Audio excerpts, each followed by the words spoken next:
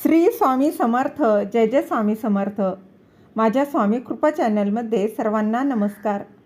स्वामी महाराजांच्या कृपेने तुमच्या सर्व चांगल्या इच्छा पूर्ण होत ही स्वामी महाराजांच्या चरणी प्रार्थना करते आणि आजच्या या नवीन व्हिडिओला सुरुवात करते. उद्या 6 फेब्रुवारी वार शुक्रवार आणि या दिवशी आलेली आहे औदुंबर पंचमी. औदुंबर हे नाव घेताच दत्तगुरू आपल्याला आठवतात आणि दत्तगुरूंचं नाव घेताच वाडीचे स्मरण होते. दरवर्षी औदुंबर पंचमी ही माघ कृष्ण पंचमी या तिथीला साजरी केली जाते. भगवान श्री नृसिंह सरस्वती स्वामी महाराजांनी शैल्यगमन केल्यानंतर श्री नरसोबाच्या वाडी म्हणजे नृसिंहवाडीच्या पुजाऱ्यांना पुन्हा प्रत्यक्ष दर्शन देऊन 5 दिवस त्यांच्याकडून सेवा स्वीकारली होती. आणि आजच्या या पावन तिथीला श्री स्वामी महाराज अदृश्य झाले म्हणून वाडीला गुरुप्रतिपदेपासून ते औदुंबर पंचमीपर्यंत जागरणाचा उत्सव हा साजरा केला जातो. भगवान श्री नृसिंह सरस्वती स्वामी महाराज म्हणजेच दत्तगुरू आणि दत्तगुरू म्हणजेच आपले श्री स्वामी समर्थ महाराज आणि म्हणून स्वामींना हा दिवस समर्पित केला जातो. या दिवशी आपल्या स्वामींची दत्तगुरूंची सेवा उपासना केली जाते.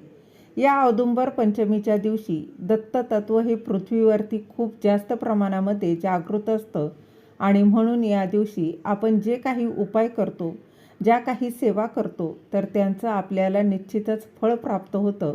आणि म्हणून आज मी तुम्हाला या व्हिडिओमध्ये एक अतिशय प्रभावी असा उपाय सांगणार आहे.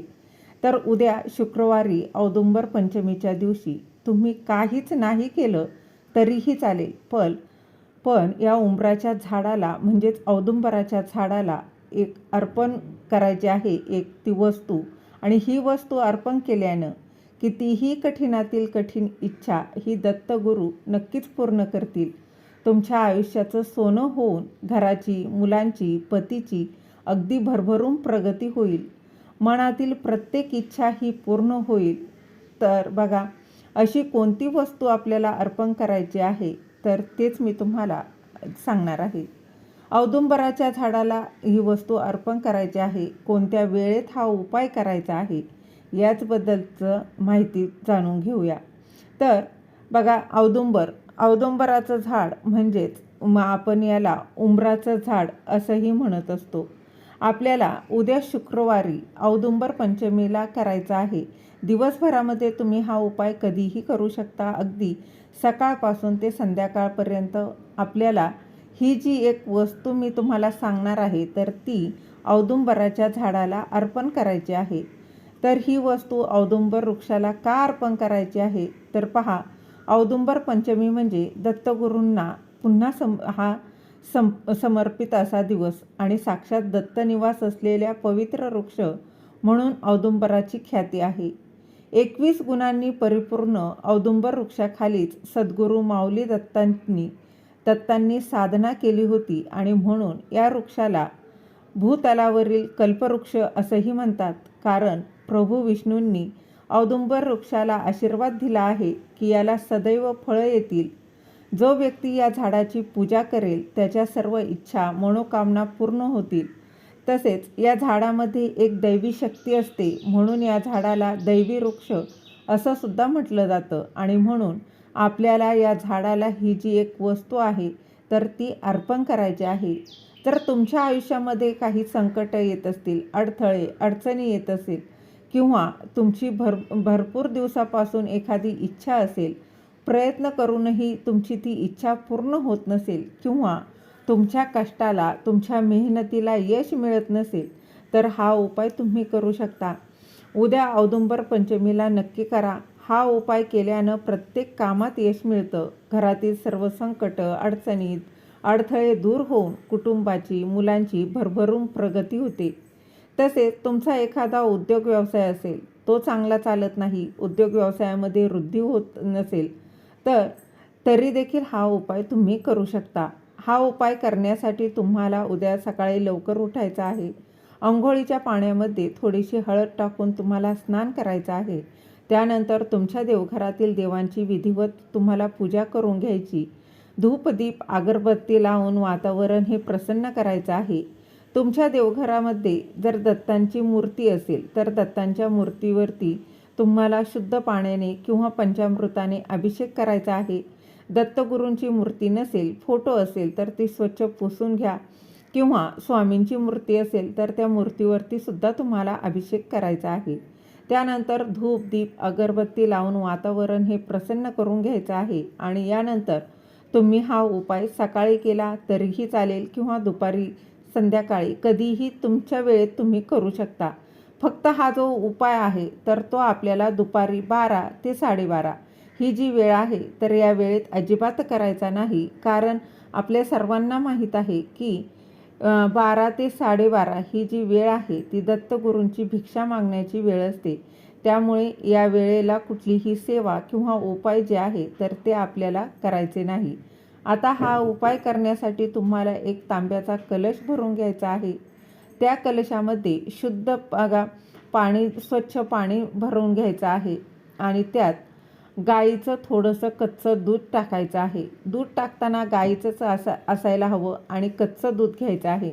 आता कच्चं दूध म्हटलं की बऱ्याच जणांना प्रश्न पडतो, कच्चं दूध म्हणजे काय? तर कच्चं दूध म्हणजे न गरम केलेलं दूध जे आहे तर ते घ्यायचं आहे. असं पाणी आणि दूध तुम्हाला घ्यायचं आहे आणि 1 चमचाभर त्या पाण्यामध्ये हे दूध टाकायचं आहे. सोबतच चिमूटभर हळद तुम्हाला त्या पाण्यामध्ये टाकायची आहे. यानंतर तुम्हाला हळद कुंकू घ्यायचं आहे, अक्षता घ्यायच्या आहेत, पिवळ्या रंगाची फुलं जी आहेत तर ती घ्यायची आहे. पिवळ्या रंगाची मिठाई असते तर तीसुद्धा तुम्हाला घ्यायची आहे. पिवळ्या रंगाची मिठाई नसेल तर तुम्ही केळी घेतली तरीसुद्धा चालतील. यानंतर या सर्व वस्तू घेऊन तुम्हाला औदुंबर वृक्षापाशी जायचं आहे आणि औदुंबराच्या झाडाला, म्हणजेच उंबराचं झाड असेल असंही म्हटलं जातं, तर या झाडाला मग बघा, हे औदुंबर वृक्ष जे आहे ते तुमच्या घराच्या जवळ असेल किंवा थोडं लांबही असू शकतं. तर कुठेही जाऊन तुम्ही हा उपाय करू शकता. किंवा तुमच्या घराच्या आसपास हे वृक्ष नसेल तर बघा, जिथे स्वामींचं केंद्र, स्वामींचं मठ असतो ना, तिथे हे वृक्ष असतो. दत्तांचं मंदिर असेल तर त्या मंदिराच्या बाहेरही औदुंबर वृक्ष हे असतंच. तर तिथे जाऊनही तुम्ही हा उपाय केला तरीही चालणार आहे, काहीच हरकत नाही. तर काय करायचं आहे, सर्वात आधी औदुंबर वृक्षापाशी गेल्यानंतर सर्वप्रथम तुम्हाला तिथे एक दिवा जो आहे तर तो प्रज्वलित करून घ्यायचा आहे. तेलाचा किंवा तुपाचा दिवा तुम्ही तिथे लावायचा आहे. यानंतर हे जल जे आहे तर ते तुम्हाला वृक्षाला अर्पण करायचं आहे.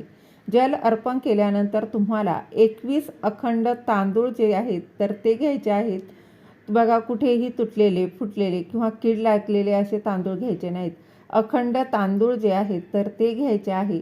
आणि यानंतर त्या 21 तांदळाला थोडंसं हळद आणि कुंकू लावून ते तुम्हाला लाल पिवळे करायचे आहेत. म्हणजेच लाल पिवळ्या अक्षता तुम्हाला तयार करून घ्यायच्या आहे. आणि यानंतर तुम्हाला या झाडाला हळद कुंकू लावून या अक्षता ज्या आहेत तर त्या झाडाच्या मुळापाशी अर्पण करायच्या आहे. पिवळ्या रंगाचं फूल अर्पण करायचं, पिवळ्या रंगाची मिठाई ज्या काही तुम्ही ते बघा आणलेलं आहे ते अर्पण करायचं आहे. मिठाई नसेल तर केळी असेल तर ती देखील तुम्ही अर्पण करायची आहे. कारण दत्तगुरूंना पिवळ्या रंगाच्या वस्तू ह्या अत्यंत प्रिय आहेत. आणि यानंतर अगरबत्ती लावून तुम्हाला या झाडाला 11 प्रदक्षिणा करायच्या आहेत. बघा, 11 प्रदक्षिणा मारायच्या आहे. आणि प्रदक्षिणा करत असताना श्री गुरुदेव दत्त, श्री गुरुदेव दत्त या मंत्राचा जप करायचा आहे. या दिवशी या झाडाला प्रदक्षिणा घातल्याने अपत्य प्राप्त होतं. तसेच सर्व पापे, वाईट काही कर्म असतील, पापं असतील तर बघा ते नष्ट होऊन इच्छित फलप्राप्ती होते. आणि यानंतर दोन्ही हात जोडून तुम्हाला दत्तगुरूंना नामस्मरण करायचं आहे. तुमच्या मनातील जी काही इच्छा आहेत ती तुम्हाला व्यक्त करायची आहे. आणि यानंतर तुम्हाला या झाडापाशी जी काही थोडीशी मुळापाशी जी माती असते तर ती माती तुम्हाला घरी आणायची आहे. आणि ती माती आणल्यानंतर ती एका प्लेटमध्ये ठेवायची आहे. आणि ती प्लेट आपल्या देवघरामध्ये ठेवून त्यावरती हळद, कुंकू, अक्षता, फुलं अर्पण करायचे आहेत. धूप, दीप, अगरबत्ती ओवाळून घ्यायचे आहे. आणि बघा, त्या दिवशी तुम्हाला संपूर्ण दिवसभर, रात्रभर ती माती तशीच तुम्हाला तुमच्या देवघरामध्ये ठेवायची आहे. आणि ही माती तुम्हाला घरात आणताना त्या झाडाच्या मुळापाशी जी माती असते ना, तिथे आपण त्या वृक्षाला जल अर्पण केलं आहे, तर तिथली ही जी माती आहे ती तुम्हाला घरी आणायची आहे. ही माती आपल्या देवघरात ठेवल्यानं घरातील भांडणे, वास्तुदोष, पितृदोष, नजरबाधा, दारिद्र्य, अडचणी ह्या नष्ट होतात. आता दुसऱ्या दिवशी ही माती तुम्हाला काढून घ्यायची आहे आणि आपल्या घरामध्ये जी तुळस असते तर बघा, तर त्या तुळशीच्या कुंडीला त्या कुंडीत तुम्हाला ही जी माती आहे तर ती टाकायची आहे.